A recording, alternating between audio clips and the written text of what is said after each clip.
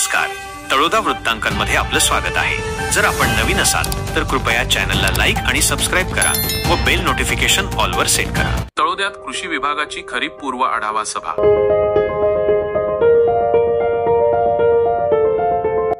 शेतकऱ्यांसाठी कार्यशाळा संपन्न। चिनोदा रोड तळोदा येथे खरीप पूर्व आढावा सभा आणि शेतकरी कार्यशाळेचे आयोजन करण्यात आले होते। शासकीय कृषी महाविद्यालय नंदुरबारचे सहयोगी अधिष्ठाता उत्तमराव होले आणि उपविभागीय कृषी अधिकारी तानाजी खर्डे यांची प्रमुख उपस्थिती होती।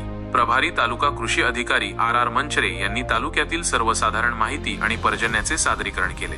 डॉक्टर उत्तमराव होले यांनी खरीप हंगामातील मुख्य पिकांवरील कीड व रोगांच्या एकात्मिक व्यवस्थापनाबद्दल मार्गदर्शन केले।